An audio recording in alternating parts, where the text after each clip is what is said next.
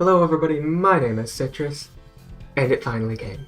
The Sonic the Hedgehog 30th Anniversary Deluxe Edition. This is a collection of a few short comics made by the IDW team featuring the classic Sonic cast. And if you don't know, IDW usually does the main Sonic series with the main Sonic cast. It's a long, recurring series with multiple arcs, whereas this was just a little small anthology, I guess, that they decided to do for the 30th anniversary, featuring this lovable cast, along with some more characters. The individual issues have been out for quite a while now, but I decided to pick up the deluxe edition because I'm that kind of guy. I always like to pick up the volumes, it's also how I read the main series.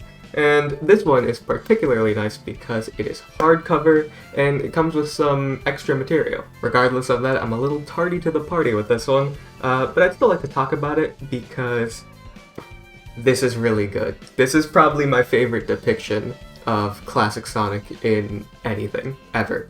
This is gonna sort of be a review, but don't take it too seriously. I'm not really treating it like a review, more so my overall thoughts, general opinions on the stories and comics in this anthology, because I've got a lot to say. Oh, and I'm going to try and keep spoilers to a minimum, but just by showing some of the panels in this video, which is kind of unavoidable, there might be some spoilerish things depending on how tolerant you are to spoilers. So if you are interested in this, if you know you want to read it at some point, don't watch this. Just go in blind. It's so much better that way.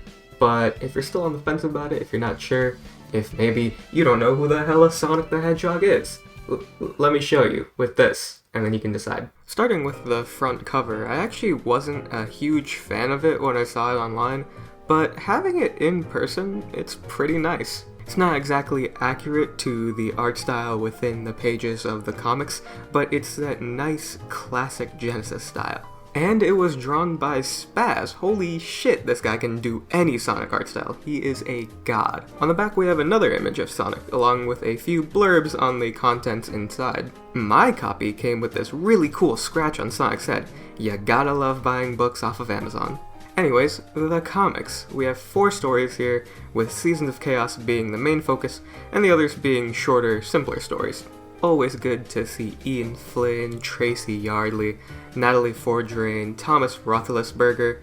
These guys have been working on the comics for a while and do some incredible stuff. I also learned some new names on the IDW team in researching for this video. We have Reggie Graham, Matt Froese, Mauro Fonseca, Valentino Pinto, and Aaron Hammerstrom, who I apparently already follow on Twitter. Whoops, sorry about that, Aaron, I guess I forgot about you. Along with them, however, are some new faces. Gail Gilligan, the artist behind the Babysitter's Club's graphic novels, is behind the story for Dr. Eggman's birthday and Amy's new hobby. I've been following Gail's work for a while now, and it's cool to see them have a guest feature in these comics. The biggest new names, however, are the McElroy brothers, who are behind the story for Sonic Learns to Drive. I've heard of these guys in passing, but don't know an awful lot about them. Apparently they do fucking everything, I don't know. But hey, let's see if they can make a good Sonic story. Now, instead of going in the order the book lists these issues, I'm just going to start with these shorter stories before we jump into the main event. So let's jump straight into Sonic Learns to Drive. So this comic is about Sonic learning to drive. It's super lighthearted and funny. You have Sonic constantly scaring his driving instructor with his stunts, the explanation for why Sonic wants to drive, Sonic literally feeling sick when he's not moving super fast. It sort of reminds me of Sonic Boom, or even Teen Titans Go in a weird way. Just a more sitcom-y take on Sonic. Not all of the jokes land. I kinda got tired of the whole Sonic being super energetic and crazy thing about a page into it, and the art for this issue isn't quite as spectacular as the others. Particularly in the coloring department, I feel it's quite basic. It's serviceable, but considering we go from Seasons of Chaos straight into this, it's a noticeable downgrade.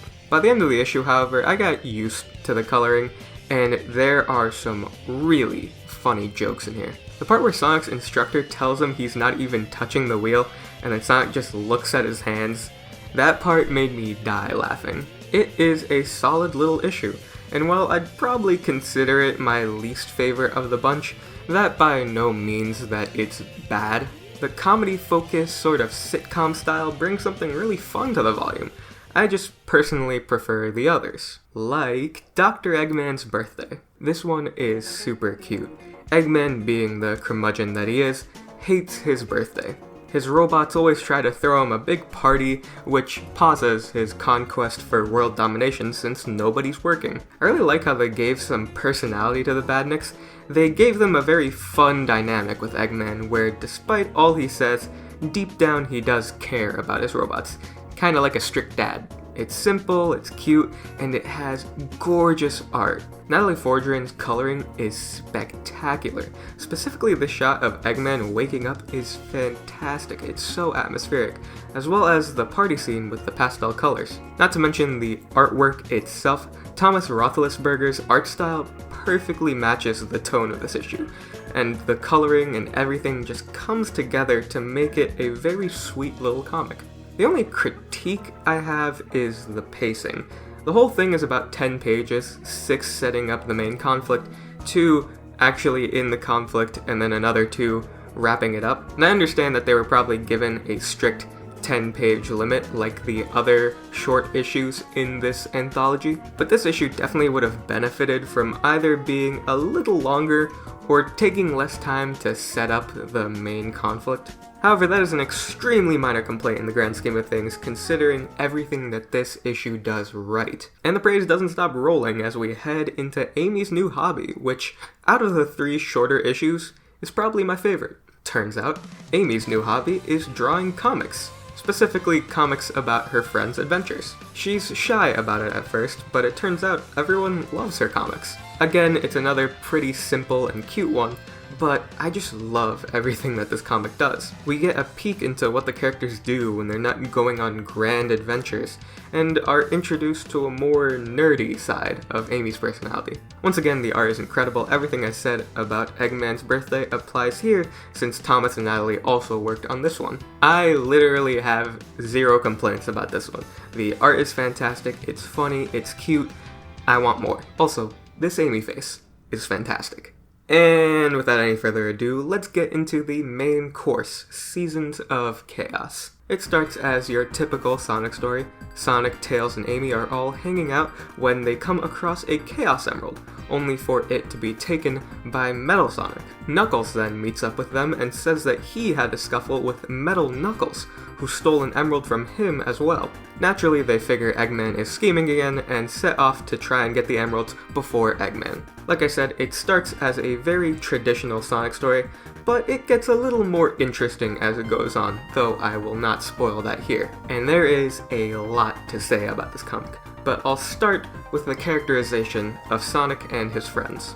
And to me, this is the best version of classic Sonic we've ever received. He's cocky, he's cool, he's sarcastic, but in a more cartoonish, sort of goofy way. He's very similar to modern Sonic, but it's the slight changes that make all the difference. He's a little more cocky, a little more sarcastic, overall just more naive, which makes sense for a younger Sonic. And no, I don't care what the writers say, classic Sonic is younger Sonic. I'm not gonna deal with this fucking Sonic interdimensional bullshit. It's just younger Sonic. Anyways, the other characters also have a similar vibe, being quite similar to their modern incarnations, but a little less mature. It oddly reminds me of the Adventure era, despite that being the literal start of modern Sonic.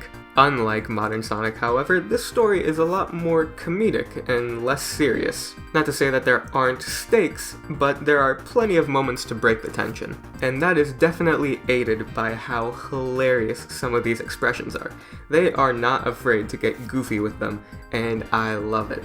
And just to talk about the art for a moment, It's amazing. Everyone is drawn so well, the colors are so amazing, it all just feels really high quality. You can tell they put their all into making something really special for Sonic's 30th anniversary. On that note though, there's not much about this comic that actually feels very anniversary-ish. It's a very cute and fun classic Sonic adventure, but there's not much about it that actually relates to Sonic's anniversary. There are some Easter eggs and references, but it's not like Generations per se, where you get to look back at all the eras of Sonic. Depending on who you are, you may find them straying away from nostalgia to be a good thing, but I think they could have made that aspect a little more prominent while keeping it tasteful and not just throwing in Green Hill and Chemical Plant and Sky Sanctuary all over again. Other than that, it is a gorgeous, fun, hilarious romp through the world of classic Sonic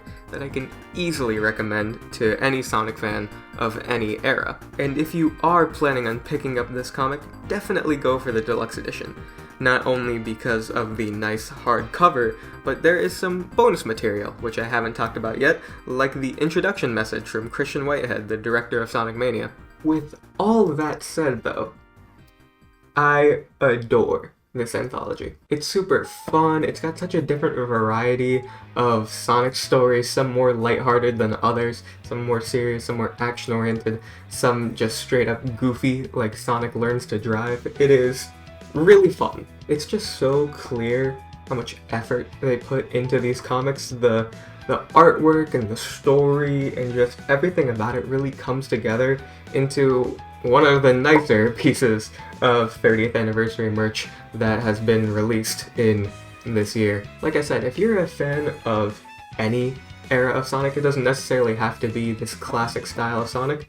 I think you'll find some enjoyment in this just because of how well written it is, how charming the art style is, and just everything about it really culminating into, I think, the key aspects of Sonic. It's got some adventuring, it's got some comedy, it's got these characters in their most, I guess, ideal forms, or their most poignant traits coming out into this really fun, nice anthology. I feel like I'm starting to ramble a bit here, but it is just so fantastic, and hopefully we get more of these. I know it's called the 30th anniversary whatever, but maybe if like we get these once a year, I think that would be really fun, just because I really want more of these. Not only the main story, the Seasons of Chaos, it would be fun to see more style, or more stories in that style, but the shorter ones, I really like, like Amy's New Hobby and Eggman's Birthday and Sonic Learns to Drive. Those are all just smaller stories that are pretty fun, and I think if I think once a year would be a nice pace for these special little classic Sonic stories to come out. Would be nice. Just a thought, because I really like this and I want to see more things like this. But if it happens, that'd be awesome. If it doesn't, whatever. We still got the IDW comics, which if you haven't read those are also fantastic. The main series is great. I want to make a video on it at some point, but because I only pick up the volumes when they come out, I'm a little behind. Still don't know who that wooden robot girl? I think she's like Pinocchio or something. I have no fucking idea. With all that said, thank you guys for watching today's video. Enjoy the like button, subscribe if you want to see more videos like this, although not exactly like this. I'm not usually on camera very much anymore. I switched to my little VTuber avatar because that's been something fun that I've been experimenting with. But I still like to, come on camera sometimes, especially for videos that kind of require it. I'm holding something physically in my hand. Can't really do that when I'm a little cartoon character. And I've got some really fun stuff coming down the pipeline. Hopefully, if my planning is correct, a week from this video, there should be a very special project coming out that I've been working on for quite a while now, and I hope you stick around for that. It's Sonic related again, so if you want to see more content about the blue bitch, then yeah, subscribe. But again, thank you guys for watching this video. Like button, subscribe if you want to see more videos like this, and I'll see you all later. Peace.